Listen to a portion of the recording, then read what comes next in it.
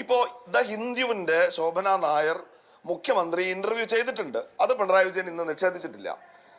ഹിന്ദു പറയുന്നു ഞങ്ങൾ അവിടെ ചെല്ലുമ്പോൾ അവിടെ രണ്ടുപേർ ഉണ്ടായിരുന്നു. ആ ഉണ്ടായിരുന്ന രണ്ടുപേർ എവിടെയാണ് അഭിലാഷ് ഇരിക്കുന്നത്? പിണറായി വിജയന്റെ മുറിയിലാണ്. കടക്ക് പുറത്ത്. കേരളത്തിലെ മാധ്യമങ്ങൾക്ക് ഓർമ്മയില്ലേ, അങ്ങനെ അനുവാദമില്ലാതെ ഒരാൾക്ക് പോയിരിക്കാവുന്ന കസേരയല്ല പിണറായി വിജയന്റെ മുറിക്കകത്ത കസേര. അപ്പൊ അവർ രണ്ടുപേരും മാനത്തൊന്നും പൊട്ടി വീണതല്ല.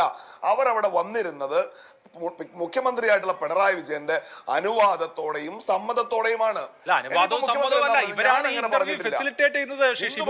കേസൺ എന്ന് പറയുന്ന ഏജൻസിയുടെ ആളുകളാണ് ഇന്റർവ്യൂ ഫെസിലിറ്റേറ്റ് ചെയ്യുന്നത്. അവർ അതിന്റെ ഔദ്യോഗിക നടത്തിപ്പുകാരാണ്.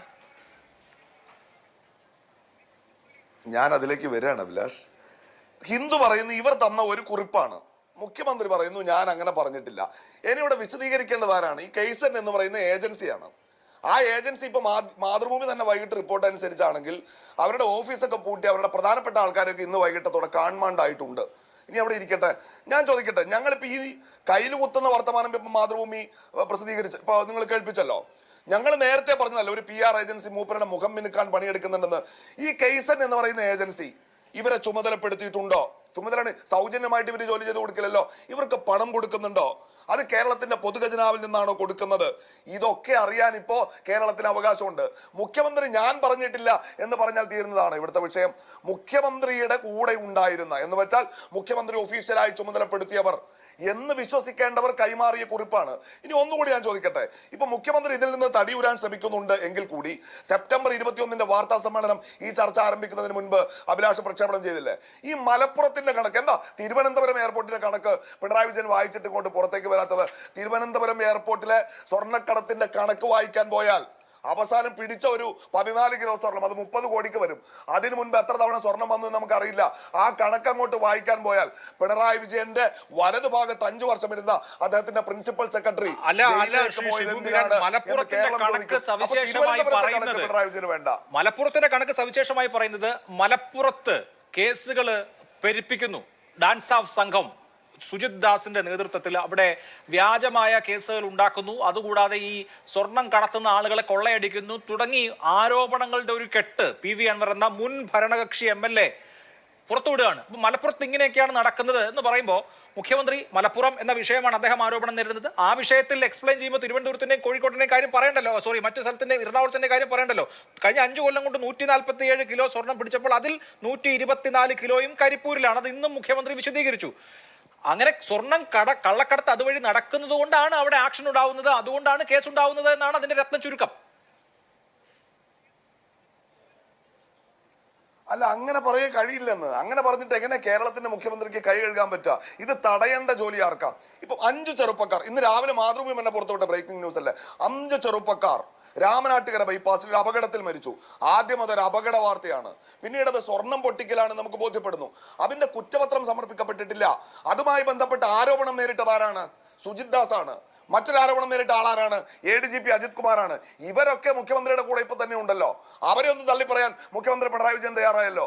പിന്നെ ഈ കണക്ക് വായിച്ചിട്ട് കൃത്യമായി മുഖ്യമന്ത്രി ഇന്നും അദ്ദേഹം പറയുന്നുണ്ട്, ഈ കണക്ക് വായിച്ചിട്ട് ചോദിക്കുന്നത് ഇതൊന്നും ദേശസ്നേഹ പ്രവർത്തനമല്ലല്ലോ എന്നാണ്. മുഖ്യമന്ത്രിയുടെ ഉള്ളിൽ നിന്ന് ആ വികാരം പോയിട്ടില്ല. അദ്ദേഹം ഇപ്പോൾ ദൗർഭാഗ്യവശാൽ ശ്രമിച്ചുകൊണ്ടിരിക്കുന്നത് ഒരു പ്രത്യേക പ്രദേശത്തെ ഒരു പ്രത്യേക വിഭാഗത്തെ സംശയത്തിന്റെ മുൾമുനയിൽ നിർത്തുക എന്ന രാഷ്ട്രീയം തന്നെയാണ്. സ്വർണ്ണക്കടത്താണ് പിണറായി വിജയന്റെ പ്രശ്നമെങ്കിൽ എങ്ങനെയാണ് ADGP അജിത് കുമാർ അവിടെ ഇരിക്കുക? എന്താണ് പിണറായി വിജയന്റെ ഉദ്യോഗസ്ഥന്മാരെ മുഴുവൻ പൊതിഞ്ഞു പിടിക്കുക? ആരാ അർജുനായെങ്കിൽ, ആരാ മുഹമ്മദ് ഷാഫി, ആരാ ആകാശ് തില്ലങ്കേരി? ഇവരൊക്കെ ഞങ്ങളുടെ ആൾക്കാരാണോ? ശരി, ഓക്കെ, ആരുടെ ആൾ എന്നുള്ളതിനപ്പുറത്ത് എന്തുകൊണ്ട് ഇങ്ങനെ പറയുന്നു? ഈ വസീഫിന്റെ പാർട്ടിയുടെ കൂടെയുള്ള ഒരു മുന്നണി CPI-ക്കാരെ ചർച്ചയ്ക്ക് അങ്ങ് വിളിച്ചേക്കാം എന്ന് വെച്ചാൽ നെഞ്ചത്ത് കൈവച്ച് പറയാൻ പറ്റുമോ? അവര് വരുവോ? അവരുടെ നിലപാട് കൃത്യമാണ് ഈ വിഷയത്തില്. ADGP അജിത് കുമാറിനെ RSSനെ ഊഴം കാത്ത് പോയി കണ്ട പോലീസ് ഓഫീസറെ വെച്ചിട്ട് 1 ഇഞ്ച് മുന്നോട്ട് പോകാൻ പറ്റില്ല. അങ്ങനെ പോയാൽ ഇടതുപക്ഷമല്ല എന്ന് CPI പറഞ്ഞു. അവര് വിളിച്ചാൽ വരാത്തതിന് ഞങ്ങളുടെ മെക്കിട്ട് കയറിയിട്ട് കാര്യമില്ല. ഇനി ഇവിടെ പറഞ്ഞല്ലോ, ഇപ്പൊ ഈ മുഖ്യമന്ത്രി ഫലസ്തീൻ വിഷയമൊക്കെ പറയുന്നു. ഫലസ്തീനിലൊക്കെ ഞങ്ങൾക്ക് നിലപാടുണ്ട്, മുസ്ലിം വിരുദ്ധത പറഞ്ഞിട്ടില്ല.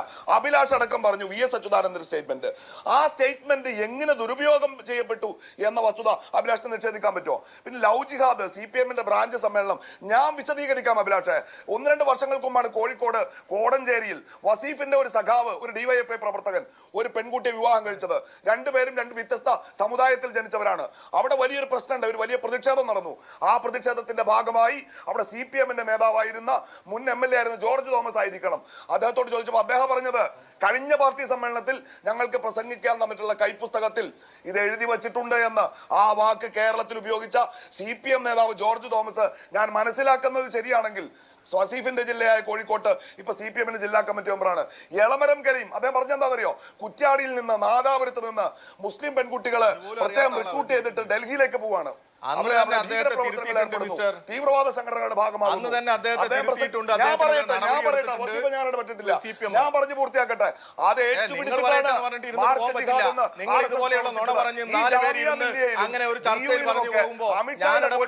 ആ കുട്ടികളെ അവർക്ക്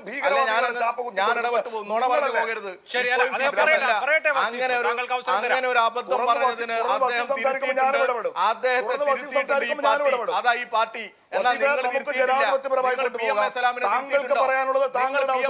തിരുത്തിയിട്ടുണ്ടോ ശബരിമല വിഷയത്തിൽ കേരളത്തിലുടനീളം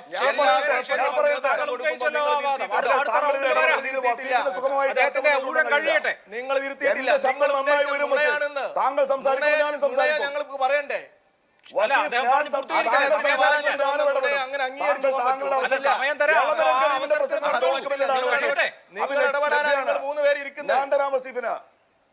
ഞാൻ പറഞ്ഞല്ലോ. പിന്നെ BJP ദുരുപയോഗം ചെയ്തു എന്നാണോ? BJPക്ക് ദുരുപയോഗം ചെയ്യാൻ പിണറായി വിജയന്റെ വലതു ഭാഗത്തിരിക്കുന്ന PR ഓഫീസർമാരാണ് വസീഫ്. ഞങ്ങൾ കൊടുത്തതല്ല. എന്ന് പറയുന്ന PR ഏജൻസിയാണ്. മനസ്സിലാക്കിക്കോ, ഞങ്ങളല്ല. പിണറായി വിജയൻ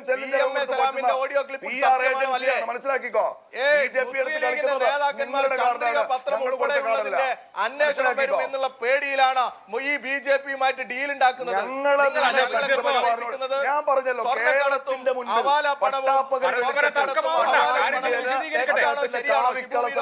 വെളിവായതിന്റെ കടത്ത് തെറ്റാണോ ശരിയാണോ?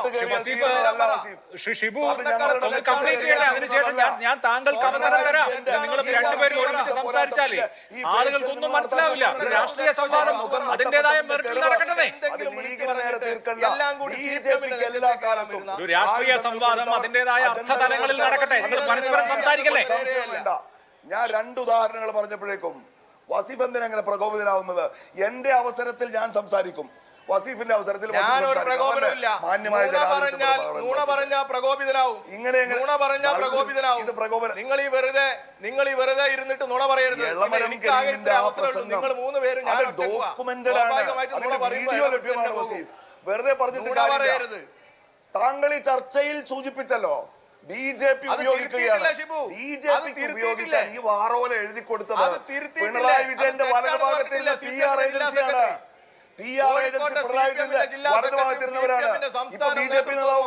ശരി ശരി ശരി ശരി നമുക്ക് തർക്കം നിർത്താം. മുഖ്യമന്ത്രി പിണറായി വിജയൻ കൊടുത്ത കാർഡാണ്. ഇവർക്ക് ആയുധങ്ങൾ കൊടുത്തതും നിങ്ങളാണ്. ശരി, നമുക്ക് ഈ തർക്കം നിർത്താം. ഓക്കെ, ഒന്ന് കംപ്ലീറ്റ് ചെയ്യൂ ഷിബു മീരത്, കംപ്ലീറ്റ് ചെയ്യൂ. ഓക്കെ, ശ്രീ രാജു പി നായർ, ഞാൻ പറഞ്ഞത് ഇത്രയുമാണ് അഭിലാഷ്. അത് കൺക്ലൂഡ് ചെയ്യൂ. അത് കൺക്ലൂഡ് ചെയ്തോളൂ. ഈ വിഷയം വർഗീയമായി ധ്രുവീകരണത്തിന്, രാഷ്ട്രീയ ധ്രുവീകരണത്തിന് ദുരുപയോഗം ചെയ്യാൻ BJP കാത്തു നിൽക്കുമ്പോ പിണറായി വിജയന്റെ വലതുഭാഗത്തിരുന്ന PR ഏജൻസി ഇങ്ങനെ ഒന്ന് പറഞ്ഞിരിക്കുന്നു. ആ PR ഏജൻസിയുടെ പേര് പോലും ഇവിടെ വസീഫും മിണ്ടൂല, പിണറായി വിജയനും മിണ്ടൂല. ഈ PR ഏജൻസി എവിടുന്നാ വന്നത്? പിണറായി വിജയന്റെ കൂടെ ഇരിക്കുന്ന PR ഏജൻസി വർഗീയ ധ്രുവീകരണം നടത്താൻ ശ്രമിക്കുന്നു എന്ന് പറഞ്ഞാൽ കാര്യങ്ങൾ കുറെ കൂടി ഗൗരവമാണെന്ന്.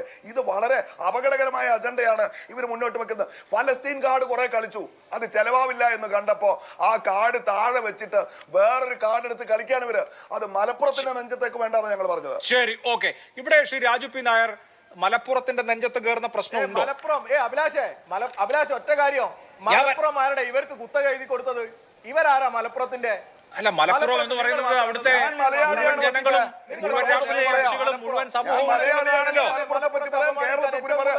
രാജ്യത്തെ ഏത് ജില്ലയെ പറ്റി എനിക്ക് സംസാരിക്കാം. മലപ്പുറത്ത് മുസ്ലിം എനിക്ക് ഏത് ജില്ലയെ പറ്റി സംസാരിക്കാം. മോശകരമായ സാഹചര്യം ഞാൻ മലയാളിയാണ്. നിങ്ങൾക്കാരായി കുത്തക വന്നത് ശരിയല്ല, ആർക്കും എവിടെയും ആരുടെയും കുത്തകയില്ല. നമ്മൾ വെറുതെ അത്തരത്തിലുള്ള തർക്കത്തിലേക്ക് പോകണ്ട. പരിധിയില്ലല്ലോ.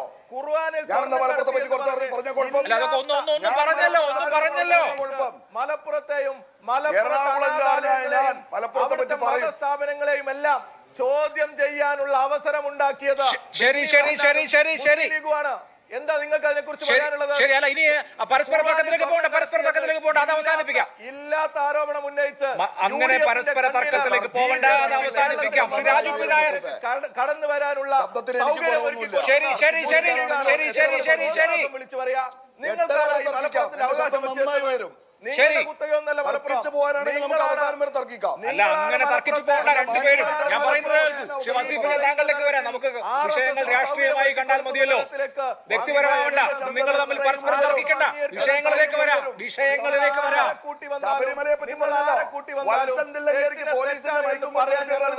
അറിയോ? മതി രണ്ടുപേരും കേൾക്കൂ. ഞാൻ പറയുന്നത് കേൾക്കൂ. നിങ്ങൾ തമ്മിലുള്ള പരസ്പര തർക്കത്തിന്റെ വേദിയാക്കണ്ടേ? ഞാൻ പറയുന്നത് കേൾക്കൂ. നമുക്ക് വിഷയങ്ങൾ ചർച്ച ചെയ്യണ്ടേ? നമുക്ക് വിഷയങ്ങൾ ചർച്ച ചെയ്യണ്ടേ? വെറുതെ ലീഗ് CPM അങ്ങോട്ടും ഇങ്ങോട്ടും വിഴുപ്പലക്കലാവണ്ട.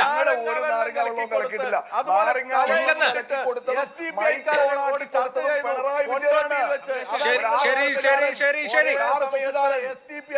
ശബരിമല 18-ാം പടിക്ക് നൂറ്റാണ്ടുകൾ തടസ്സവും കൂടെ തൃശൂർ പൂരം കലങ്ങിയത് പിണറായി വിജയൻ കേരളത്തിന്റെ മുഖ്യമന്ത്രിയായിട്ടിരിക്കുമ്പോഴാണ്. നിങ്ങൾ പരസ്പരം വാദപ്രതിവാദങ്ങളിലേക്ക് പോകണ്ട. ഞാൻ പറയുന്നത് കേൾക്കൂ. ശരി.